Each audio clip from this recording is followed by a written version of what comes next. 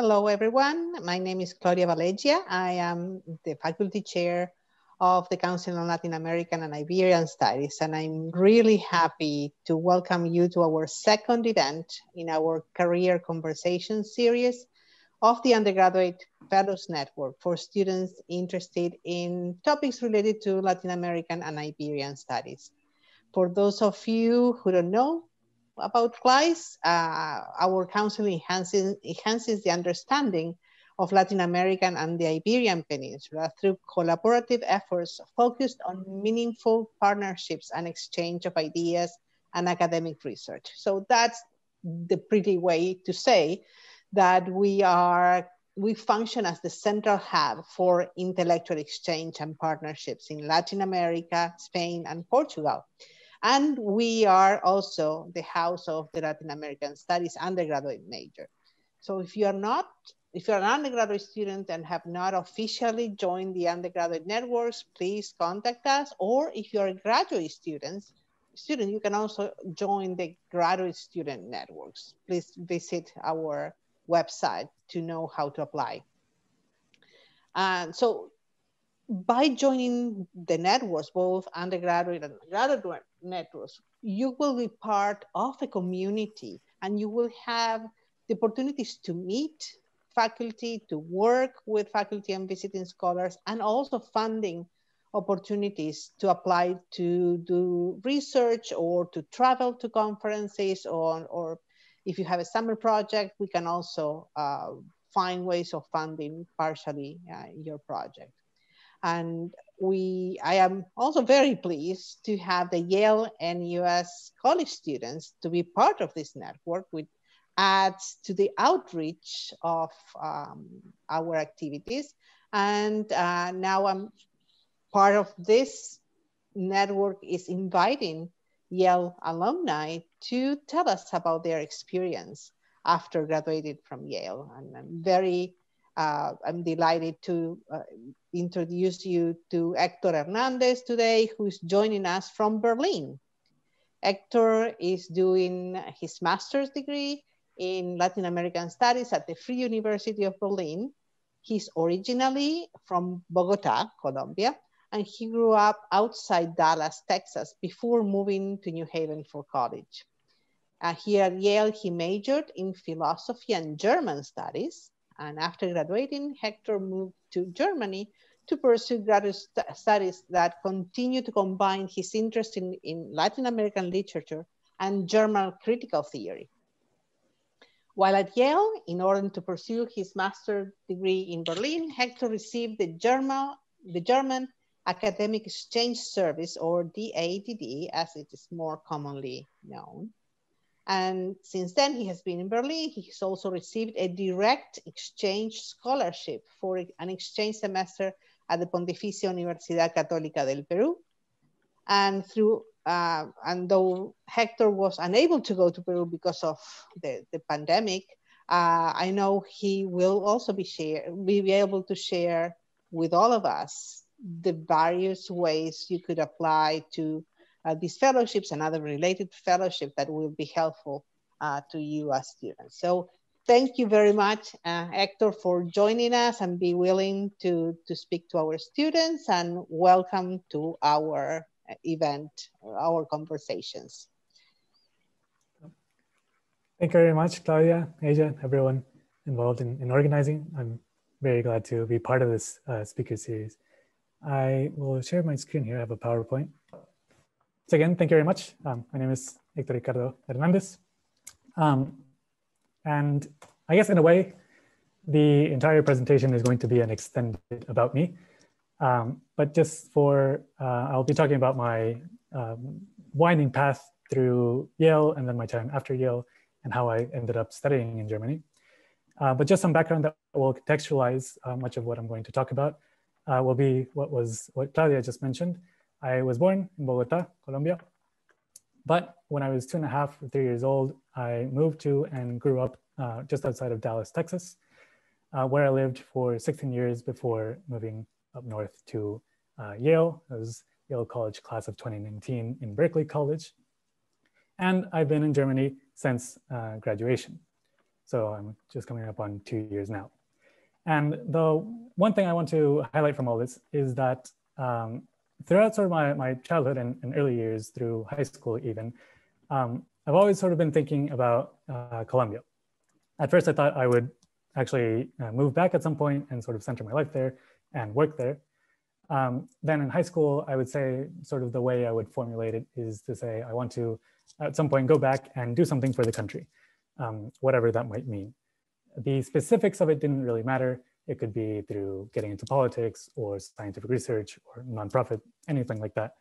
But that was just sort of the drive and the thinking in a lot of my college applications at the time and just my thinking in general.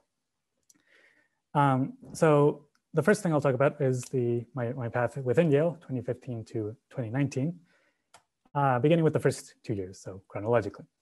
So as I mentioned, I came into Yale thinking, how would I do something for Colombia, broadly understood? And one thing that was on my mind a lot in the end of high school was to do something technical or practical that is also applicable and relevant to Colombia's specific geography. And the topic that was constantly on my mind at that time was environment engineering, because the environmental issues is always a big question and a big topic in Latin. So I started out by taking the introductory courses to environment engineering in the first semester of my first year. And it doesn't go terribly. It also doesn't go spectacularly. I enjoyed it, but I didn't really see myself seeing the major through to the end. But I mean, I thought that was all right. I still had lots of time to find a path through Yale. So I shifted my thinking, left that aside, and moved on to think about economics. And this was the second semester of my first year. I was thinking about the major in economics. I was also thinking that intermediate microeconomics would be a prerequisite for other majors, global affairs, EP&E, and so on. And that the logic behind economics also pops up in many moments when thinking about and discussing Latin America. So this is all within the context of my first year at Yale. At this time, I was in directed studies. So I was taking philosophy, literature, historical, and political thought. And I can prove that I was in directed studies because I am still on the official directedstudies.yale.edu website here. I think at the time we were discussing John Locke or something. It wasn't staged, but when there's a photographer in the room, you all kind of act accordingly. So that was my first year. Again, with economics, I enjoyed it, but it also wasn't something I could really see myself pursuing all the way through. So I moved on once again. And I spent the summer at the Yale Forest, which, side note, a lot of people don't know that Yale has a forest in northeastern Connecticut. It's really beautiful. I was there doing sort of forestry field work and field research. I was not an outdoorsy person at all, really gave me a new appreciation for nature. I did a lot of cool, also environmental philosophy reading at the time. And just a really great place I think more people should know about and check out. So after my time in the forest, I was thinking a lot about trees. That was sort of the research I was doing. And I think I've already tried environmental engineering, but perhaps we could crop out the engineering part and the gears here in the picture and just think about trees themselves. And I thought about environmental studies as a potential major.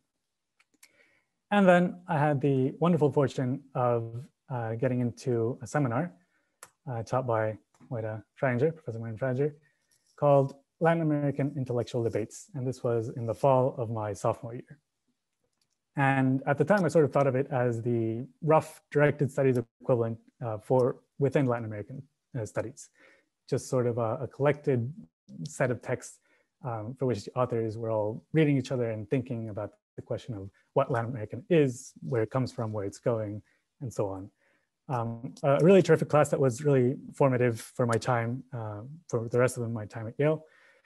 And one of the reasons was meaningful is because I sort of realized in the course of the class that when I said that I'm interested in Colombia, what I really meant is just I'm interested in the idea of Latin America as a whole, as a region, but also as an idea that's always at issue and being contested and being rethought. I also realized in the course of the seminar that what I really enjoyed spending my time thinking about was more thinking, so to speak, and thought. So I also ended up finding a major, which is philosophy. So I had my major and I moved on to junior year. And if thinking about Columbia and going back to do something for the country had guided my course selection in the first 2 years, thinking about and trying to understand Latin America would be the guiding thread for the last 2. So even though I picked a major, that was still sort of guiding the courses I would pick. So alongside my philosophy requirements, I was taking radical cinemas of Latin America, then for philosophy, critical theory in Frankfurt School, more politics of contemporary Latin American cinema, both by taught by Moira, and one class combining the two, critical theory and Latin America, which is also a formative and eye-opening class on how to think about Latin America. Now, concurrently with all of this, I sort of caved in finally to the advice I'd gotten from many professors who had told me that college is a great time to pick up a language, to do it quickly and effectively. And I had started learning German. I figured that if I was going to study philosophy, I would really want to be able to read the texts in their original language. So you could say I spent my junior year doing philosophy. I was also in intensive German. So you could say I was doing philosophy in German. Then I spent, to further my language studies, I spent the summer of 2018 in Berlin, and that was funded by the Yale International Study Award. That was primarily to continue because I was sort of catching up on language ability, so I would be able to use German in a potential thesis for the philosophy major or just any other philosophical essay I might end up writing before graduation. But I was also very taken with the city of Berlin. I really enjoyed how the history and decades of history were visible and how it holds its history close in its layout, in its architecture, in the culture, and different scenes it has. And I thought, wouldn't it be wonderful to come back someday without any real plan to do that. So I continue with my philosophy classes for the major and to senior year. And at some point in the first shopping period of the first semester of senior year, I was sitting in class and I counted up my courses. And I realized that I had unwittingly and unintentionally fulfilled all of the requirements for the German studies major. And that all I would have to do is to write a thesis, a senior essay for German studies, and then I would have the double major. And I was thrilled at this idea because I was really trying to find an opportunity to write an extended project, an extended essay in a different way than I was used to in philosophy. So philosophy has a very particular way of setting up arguments and proceeding in its writing and where it finds philosophical arguments. And I wanted to try out alternatives and try to find philosophical arguments where they're not so explicitly laid out, I guess, so to speak. So I did a senior essay for philosophy and I did a senior essay for German. The German studies one was a lot of fun. It was sort of based on this picture, which is called the duck rabbit, because depending on how you look at it, it could be a duck with its beak pointing that way, or if you sort of tilt your head, it's a rabbit with its ears pointing that way. And what's interesting about it is that Ludwig Wittgenstein takes this up in one of his philosophical texts and talks about it in the context of what it means to see something.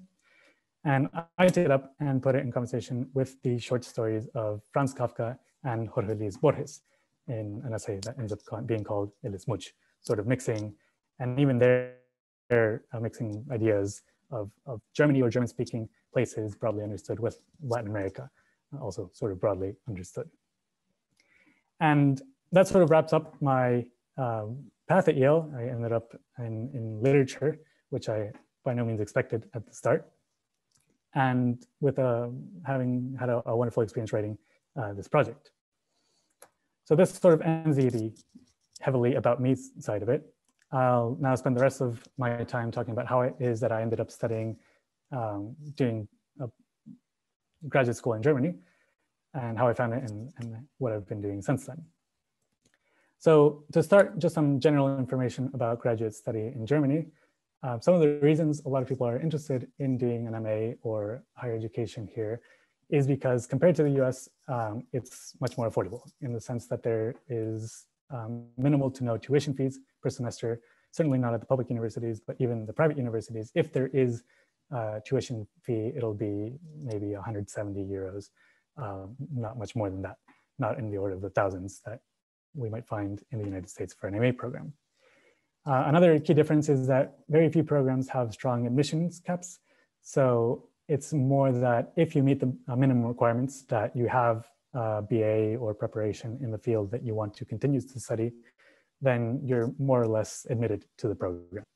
And that creates a much different student body. So it's much more common to have classmates who are working part-time or have a family and are taking their MA program sort of at their own pace. And that leads to a much different and really interesting university culture and structure. Added to the fact that you are in Europe, and depending on the city you're in, you have direct access or are very close to the very different, vibrant, cultural, artistic, and non-academic intellectual spaces and scenes that, when you have a student ID card and student status, can often make use of at a subsidized rate. You can also ride the trains for very cheap, which is lots of fun. But I didn't find out or come to think about coming to Germany for grad school by virtue of, or the characteristics of German grad school themselves. I was actually in Colombia visiting family when I happened to read the newspaper and saw a call for applications for a German scholarship fund that I knew friends from Colombia and friends from Yale had applied to and received a scholarship from. A friend from Yale spent his junior year at a university in Freiburg with this funding. Someone else had did a language program. And this scholarship fund is the Deutscher Akademischer Austauschdiens, or German Academic Exchange Service, or DAAD for short. It is a German government publicly funded sort of resource. It funds both research projects and graduate study in Germany in the arts, social science, humanities, and natural sciences. In the first official DAAD meeting that I went to at the start of last year, sort of an orientation of sorts, just by show of hands, I was really surprised at how equally divided or even slightly skewed towards the humanities and social sciences and arts the scholarship recipients were, which was sort of refreshing, and I was happy to see it. And there's many different resources and types of grants and scholarships that the AD offers. Some are country of origin specific. It's also a particular way how they define country of origin. So for example, I am a Colombian citizen, but because I had spent my undergraduate years in the United States, and that's where I was most recently doing work, then I would count as North American, recipient from North America, and that changes the specifics of the details. So they very much recommend checking out the DAAD scholarship database for the opportunities specific to your interests and the opportunities specific to your eligibility. So I'll talk a little bit about the scholarship from the DAAD that I received, which is the study scholarship for master's studies of all academic disciplines. As you can tell by the title, it's really for any subject that you feel compelled to study. There's no limits on what that might be, provided that the end result is an MA at the end. Most MA programs in Germany last 2 years, and there's a 24-month general limit on what that is. To sort of run through the benefits of the study scholarship, even though there's no tuition or very little, it still costs to be in a country and buy your groceries and get around paying in euros. So the study scholarship is meant to enable and cover the living costs associated with graduate study in Germany. So the new updated benefits are 161 euros a month, a travel allowance so you can relocate and visit home once a year, health insurance, dental, vision, all included within the German system.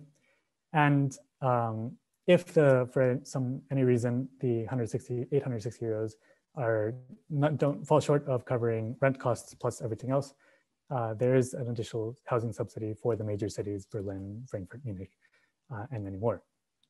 And if you want to continue studying the German language, then the language programs are also heavily subsidized. So to talk about then the requirements for the DAAD study scholarship, there's no interview involved. You sort of list out your academic accomplishments in a CV and transcript.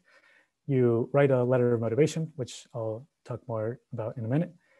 Ask for a letter of recommendation. German language skills are not necessary, but helpful to obtain the study scholarship.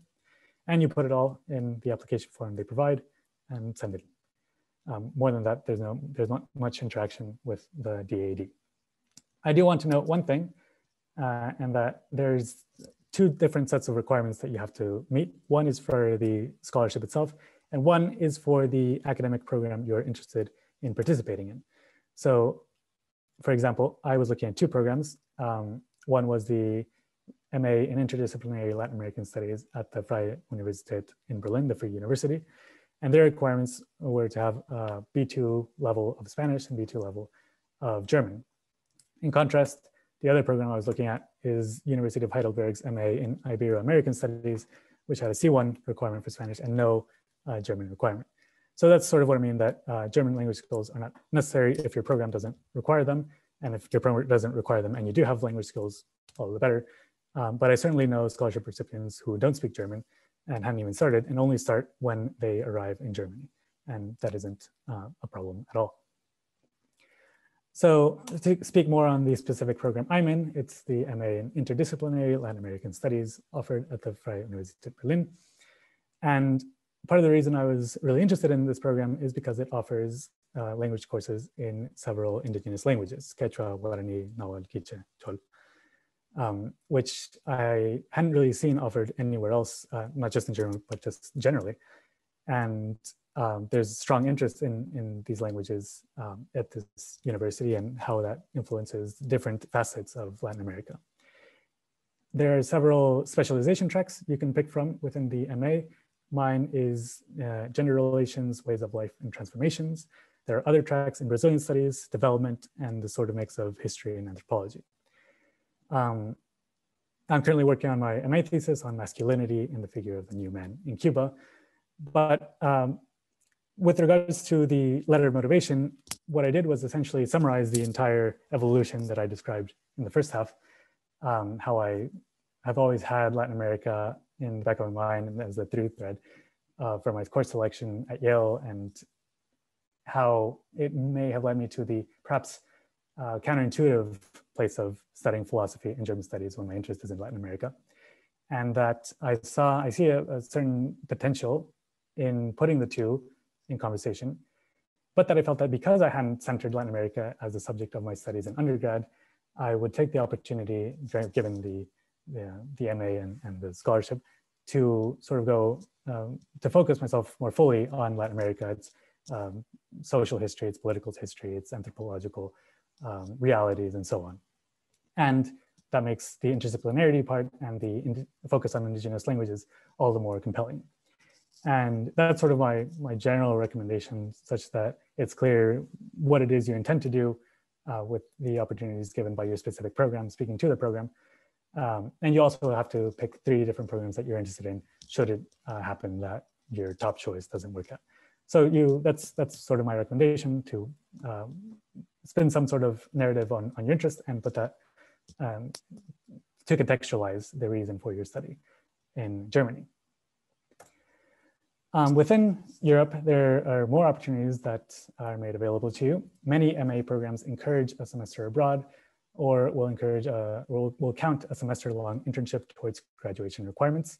For all my hand-wavy explaining, it still is a little odd to go to Germany to study Latin America.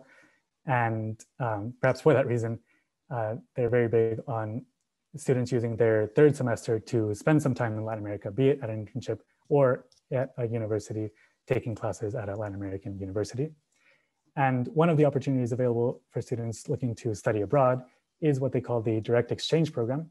This is university-specific agreements, usually for German universities, to waive tuition costs and sort of work more collaboratively to have a student exchange between a specific university in Germany and a specific set of universities in Latin America and elsewhere. I was awarded the direct exchange for university study in Peru to continue language study in Quechua and to sort of see how philosophy and critical theory is taught in Peru itself, and instead of, so from a Latin American perspective. As with many other things, the pandemic, when that, so I had to just pass it on. But the other opportunity available to many students is the Erasmus program, which is a European student exchange program. These are agreements among European universities themselves. So I know one friend who was studying at Frankfurt was awarded Erasmus to study in Paris for a year or a semester. And there's also a popular opportunity that is available to students. Now, the receipt of the DAD scholarship may preclude eligibility to some of these additional scholarships. Like I said, I was awarded the direct exchange and it wasn't in conflict. I would have been allowed to make use of both the DAD scholarship and the benefits of the direct exchange by the DAD. In that sense, I find it very supportive in whatever it is that you want to do with your time, provided it suits your stated goals.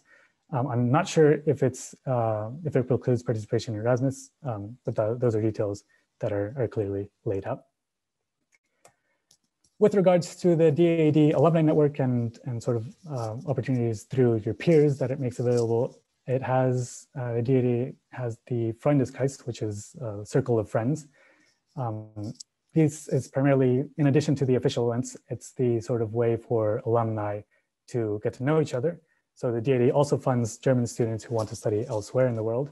And when they come back and sort of settle in Germany, they're the ones organizing monthly get-togethers, or will host research presentations for current scholarship holders, or will just organize sort of fun events, bicycle and walking tours, outings to museums and tours and whatnot. There is some contact. For example, we had in 2019, big Thanksgiving event with Fulbright Germany. So there's certainly opportunities to meet not just other scholarship recipients from DAD, but from other scholarships and fellowships. Through the DAD meetings, I met some Yale College alumni working on different projects who I've stayed in touch with, and it's been a terrific community as well. And just briefly to end, I wanted to mention other European opportunities. I know I've been focused primarily in Germany, but I've had friends who I've met up with on teaching assistant programs in France, North American language and cultural assistance in Spain, Yale fellowships centered in Berlin, Fulbright. And just to reiterate, the DAD research grants, you don't have to do graduate study. You can also have a research project of varying durations, often with a Max Planck Institute, that I've met several people who are doing really interesting work there as well. That's sort of my experience here and how I came to study in Germany. What I plan to do now, I want to mention that the German residency generally extends past the completion of studies. So if you were to finish your MA and would want to seek employment in Germany, it's made such that you are able to spend some time looking for a job if you decide you want to stay.